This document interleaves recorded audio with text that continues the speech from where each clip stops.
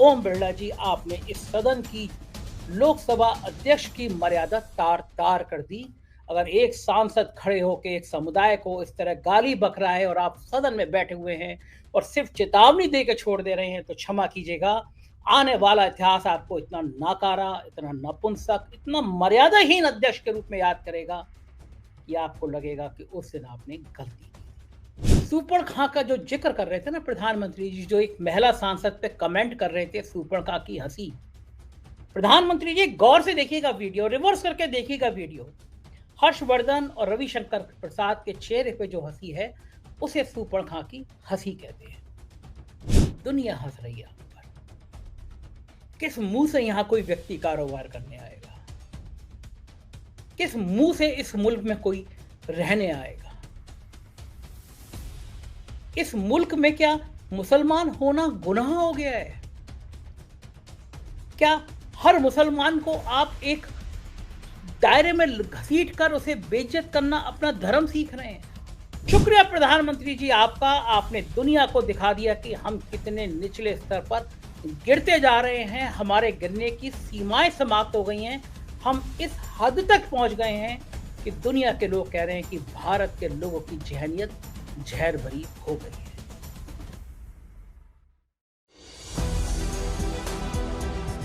नमस्कार, मैं हूं संजय शर्मा। आप देख रहे हैं 4 PM न्यूज नेटवर्क। मेरी बड़ी इच्छा होती है कि मैं आपको कुछ सकारात्मक बातें बताऊं कि ये मुल्क कितना अच्छा है, ये मुल्क कितना अच्छा होता जा रहा है।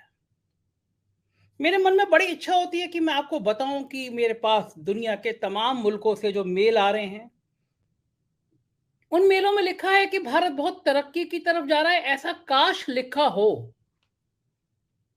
काश ऐसा हो कि दुनिया भर से मेरे पास जो फोन आते हैं, वो कहें कि संजय जी, ये देश कितना अच्छा होता जा रहा है। और फिर मैं खुशी से आपको बताऊं कि भारत दुनिया में अपनी कितनी अच्छी ख्याति हासिल कर रहा है। मैं बड़े शान के साथ आपको बताऊं कि देखो हमारे मुल्क ने कितनी तरक्की कर ली। आज अमेरिका, लंदन, ऑस्ट्रेलिया, तुर्की, तमाम जगह से मेरे पास संदेशे आ रहे हैं कि भारत की छवि बहुत अच्छी हो रही है। अफसोस, ऐसा हो नहीं रहा।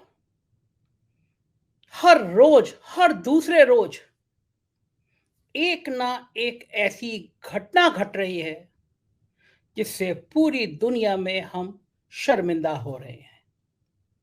पूरी दुनिया में जो भारत के लोग हैं, पूरी दुनिया में जो भारत के लोग फैले हुए हैं, वो शर्मिंदा हो रहे हैं कि इस मुल्क में नफरत का कारोबार लगातार बढ़ता जा रहा है।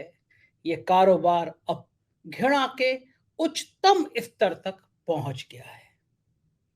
एक बात बताइए, आप एक अच्छे नागरिक हैं, किसी बच्चे को, किसी नौजवान को कोई गलती करते हुए देखते हैं, बहुत गुस्से में आते हैं, उसकी गलती पे बहुत गुस्से में आते हैं, तो पहला शब्द क्या निकलता है, पहली लाइन क्या निकलती है? यही निकलती है ना कि तुम्हारे माँ बाप ने क्या तुम्हें यही संस्कार सिखाए हैं? ये पहला रिएक्शन होता है कि तुम इतनी उद्दंडता कर रहे हो, तुम इतनी बेशर्मी कर रहे हो, तुम इतनी नफरत भरी बात बोल रहे हो, तो क्या तुम्हारे माता पिता ने तुम्हें यही संस्कार सिखाए हैं? और जाहिर बात है कि व्यक्ति जिस जगह पैदा होता है, जिस जगह उठता बैठता है, जिस माहौल में रहता है, जिस संगठन में काम करता है, उसके परिवेश के लोग, उस जगह के लोग उसको संस्कार सिखाते हैं। उसको सिखाते हैं कि सभ्य समाज में किस जगह क्या बात बोलनी है, किस तरह बोलनी है और कितनी मर्यादा में रहकर बोलनी है। लोकतंत्र का सबसे बड़ा मंदिर होता है संसद। आप सोचिए, मुझसे लोग कहते थे, मुझे यकीन नहीं होता था। मेरे एक साथी हैं, एक सोसाइटी में रहते हैं, मुस्लिम हैं। कुछ साल पहले उन्होंने आके मुझसे कहा, 4-5 साल पहले, कि माहौल बदल रहा है। सोसाइटी के वो लोग जो हमारे साथ प्यार से बात करते थे, अचानक 2-3 सालों से उनके मन में पता नहीं क्यों हमारे लिए चिढ़ पैदा हो रही है। हम तो उसी सोसाइटी में रचते बसते हैं, हम होली भी मनाते हैं, हम दीपावली भी मनाते हैं, लेकिन हमारे नाम के आगे अगर खान लिखा है, तो क्या ये इतना बड़ा गुनाह है? तब मुझे उनकी बातों में इतना यकीन नहीं हुआ कि मुझे लगा कि समाज इतना इतना नहीं गिर सकता। लेकिन सोचिए आप, कोई व्यक्ति भरी सभा में कह रहा है हो, किसी के धर्म को इंगित कर रहा है कि तुम कटुए हो, तुम मुल्ले हो, तुम आतंकवादी हो, बाहर निकलो मैं तुम्हें देख लूंगा। कैसा लगेगा आपको? आप शॉक्ड हो जाएंगे। ये सब समाज में ऐसी भाषा सोचेंगे नहीं, ऐसा कोई बोल नहीं सकता। ऐसी अमर्यादित टिप्पणी, ऐसी अमर्यादित भाषा लोकतंत्र के सबसे बड़े मंदिर संसद में बोली जाए और संसद के गार्जियन नेता सदन उस पर क्षोभ व्यक्त ना करें, उस पर दुख व्यक्त ना करें, उस पर मौन रह जाएं, तो क्या माना जाएगा कि उनके इशारे पर अब संसद में भी ऐसी भाषा बोली जाएगी। उनका इशारा मैं इसलिए कर रहा हूं क्योंकि वो नेता सदन हैं, वो पार्टी के सबसे बड़े नेता हैं। उनका एक सांसद इतनी घिनौनी बात कर रहा है, उनका एक सांसद इतनी छिचोरी बात कर रहा है, उनका एक सांसद दो कौड़ी के गुंडों की तरह बात कर रहा है, वो मौन है। लेकिन वो मौन तो उस समय भी थे जब उनकी एक सांसद प्रज्ञा ने राष्ट्रपिता महात्मा गांधी के लिए टिप्पणी की थी। तब उन्होंने कहा मुझे दिल से दुख हुआ है। लेकिन हमारे प्रधानमंत्री को दिल से दुख होता है, लेकिन दिल से वो शायद उन्हीं लोगों को लगाते हैं क्योंकि अगर ऐसा नहीं होता तो दिल्ली की पब्लिक मीटिंग में देश के गद्दारों को गोली मारो सालों को नारा लगाने वाला एक व्यक्ति देश का केंद्रीय मंत्री नहीं होता। मुझे बड़ी हैरानी है कि आज मुख्तार अब्बास नकवी और शहनवाज हुसैन क्या सोच रहे होंगे। पता नहीं कैसा लगा होगा उनको, मुल्ला, कटुआ, आतंकवादी। मुझे नहीं पता कि जब वो घर पे गए होंगे आज मुख्तार अब्बास नकवी और शहनवाज हुसैन, तो उनके बच्चों ने उनसे पूछा होगा या नहीं पूछा होगा कि पिताजी क्या हम भी कटुआ हैं, हम भी मुल्ला हैं, हम भी आतंकवादी हैं। शाहरुख खान की पिक्चर आई थी, my name is Khan but I am not a terrorist. मेरा नाम खान है मगर मैं आतंकवादी नहीं। मगर इस देश में कौन सी रवायत हो गई है, थोड़ा ऊंचा पजामा, बड़ी हुई दाढ़ी और सिर पे टोपी, ये आतंकवाद की पहचान बताने में लग गए हैं देश के नेता। बिगुड़ी जी कौन से संगठन में ये भाषा सीख कर आए होंगे? क्या वो आरएसएस के प्राथमिक सदस्य रहे हैं? उन्होंने ओटीसी की है? क्या मोहन भागवत जी से वो प्रेरणा लेते हैं? अगर नहीं लेते हैं तो क्या संघ इस बात को आंखें मूंद के सुनता रहा? क्या कर रहे हैं उनके इंद्रेश जी जो मुसलमानों में जाके ज्ञान की बातें करते हैं, कहते हैं हम भारतीय मुसलमानों का स्वागत करते हैं। हाथी के दांत दरअसल खाने के और दिखाने के और होते हैं। और बड़ा अच्छा है, मैं तो कह रहा हूं ये बड़ा अच्छा है कि असली चेहरा सामने आ गया। पर्दे के पीछे इस देश की चौथाई आबादी को मुल्ला, कटुआ, आतंकवादी कहने वालों के चेहरे सामने आ गए। पर्दे के पीछे क्या करना, अब जो खेलना है कुल्लम कुल्ला खेलना है। अब तो खुलेआम ऐलान करना है कि हम तुम्हें मुल्ला कहेंगे, कटुआ कहेंगे, आतंकवादी कहेंगे, वो भी देश के सबसे बड़े सदन, लोकतंत्र के सबसे बड़े मंदिर में कहेंगे। तुम्हें जो करना हो कर लो। सबसे नाकारा शख्स है, मुझे पता ये अपराध है, मैं अपराध कर रहा हूं, लोकसभा अध्यक्ष ओम बिरला। मुझे पता है कि वो मुझे तलब कर सकते हैं, मुझे सजा दे सकते हैं, मगर देश के लिए मैं सजा भुगतने को तैयार हूं। लेकिन ओम बिरला जी, आपने इस सदन की, लोकसभा अध्यक्ष की मर्यादा तार तार कर दी। अगर एक सांसद खड़े होकर एक समुदाय को इस तरह गाली बक रहा है और आप सदन में बैठे हुए हैं और सिर्फ चेतावनी देकर छोड़ दे रहे हैं, तो क्षमा कीजिएगा, आने वाला इतिहास आपको इतना नाकारा, इतना नपुंसक, इतना मर्यादाहीन अध्यक्ष के रूप में याद करेगा कि आपको लगेगा कि उस दिन आपने गलती की थी। लोकतंत्र बड़ी मुश्किल से जिंदा हुआ है इस देश में, धड़का है इस देश में, आजादी की लड़ाई लड़के लोकतंत्र हासिल किया हमारे लोगों ने। देश का हर छठा, पांचवा, छठा व्यक्ति मुसलमान है। आपने हर पांचवें छठे व्यक्ति को गाली सुनवा दी देश के सबसे बड़े मंदिर में, और आप मौन बैठे रहे। और मुझे बड़ी हैरानी हुई, हर्षवर्धन और रविशंकर प्रसाद जैसे सीनियर नेताओं से वो हंस रहे थे। सुपड़ खां का जो जिक्र कर रहे थे ना प्रधानमंत्री जी, जो एक महिला सांसद पे कमेंट कर रहे थे, सुपड़ खां की हंसी। प्रधानमंत्री जी गौर से देखिएगा वीडियो, रिवर्स करके देखिएगा वीडियो। हर्षवर्धन और रविशंकर प्रसाद के चेहरे पे जो हंसी है उसे सूर्पणखा की हंसी कहते हैं। सांसद दुखी हैं। दानिश अली का मैं बयान सुन रहा था, वो कह रहे थे मैं सोच रहा हूं मैं लोकसभा की सदस्यता से इस्तीफा दे दूं, मैं कोई हेट स्पीच सुनने के लिए मुझे मेरी जनता ने थोड़ी ना चुना है। सच बात है, हेट स्पीच सुनने के लिए कोई व्यक्ति संसद में नहीं जाता। संसद में धमकी दे मिल रही है, बाहर निकलो मैं तुम्हें देख लूंगा। माना कि संसद के अंदर आपको प्रिविलेज है, आपके ऊपर कार्रवाई नहीं हो सकती, मगर सुप्रीम कोर्ट से बड़ी एक और कोर्ट है, वो जनता की कोर्ट है, वो देश की जनता की आवाज है। 37% वोट मिले हैं, 63% विचारधारा आपके खिलाफ है। वो 63% के दिल पे पूछिए आज क्या गुजरी है। वो 63% के लोगों से पूछिए उसके जहन में क्या आया है। उसके जहन में आया है कि ये मुल्क अब इस लायक नहीं बचा कि जहां पे शकीर बदायूं जैसा शायर लिखता हो, मन तड़पत हरि दर्शन को आज, और पांचों वक्त का मोहम्मद रफी धुन में आके भगवान के भजन गाता हो, जहां उस्ताद अमजद अली खां के सरोद में लोग मंत्रमुग्ध हो जाते हो। ये वो मुल्क था, ये वो सरजमी थी। इस सरजमी पर नफरत की फसल बो दी गई है, क्योंकि सत्ता इसी नफरत की फसल से काटी जाती है। उनको पता है बेरोजगारी, महंगाई, किसान, ये सारे मुद्दे छोटे हो जाएंगे, राम मंदिर और ऐसे जहरीले बयान बड़े हो जाएंगे। भूल जाएंगे लोग, उनको ये गुमान है कि भूल जाएंगे लोग। उनकी धर्म की नफरत की आंधी जब चलेगी तो लोग केवल और केवल हिंदू मुसलमान में बढ़ जाएंगे, सत्ता हासिल हो जाएगी, ऐसा उनको गुमान है। इसीलिए अनुराग ठाकुर और विधुड़ी जैसे नाकारा लोगों को हिम्मत दी जाती है, उनको ताकत दी जाती है, उनके जहन को इतना जहरीला बनाने में मदद की जाती है। दुनिया हंस रही है हम पर। किस मुंह से यहां कोई व्यक्ति कारोबार करने आएगा? किस मुंह से इस मुल्क में कोई रहने आएगा? इस मुल्क में क्या मुसलमान होना गुनाह हो गया है? क्या हर मुसलमान को आप एक दायरे में घसीट कर उसे बेइज्जत करना अपना धर्म सीख रहे हैं? जब नई संसद बनी थी तो प्रधानमंत्री जी ने कहा था कि ये ऐतिहासिक पल होंगे।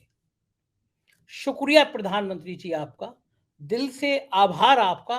आपने दिखा दिया कि आपकी जिंदगी में ऐतिहासिक पलों का मतलब क्या होता है। शुक्रिया आपका, आपने देश को बता दिया कि आपके माननीय सांसद नई संसद में बैठकर कौन सी प्यार की भाषा बोलने जा रहे हैं। और शुक्रिया प्रधानमंत्री जी आपका, आपने दुनिया को दिखा दिया कि हम कितने निचले स्तर पर गिरते जा रहे हैं, हमारे गिरने की सीमाएं समाप्त हो गई हैं। हम इस हद तक पहुंच गए हैं कि दुनिया के लोग कह रहे हैं कि भारत के लोगों की जहनीत जहर भरी हो गई है।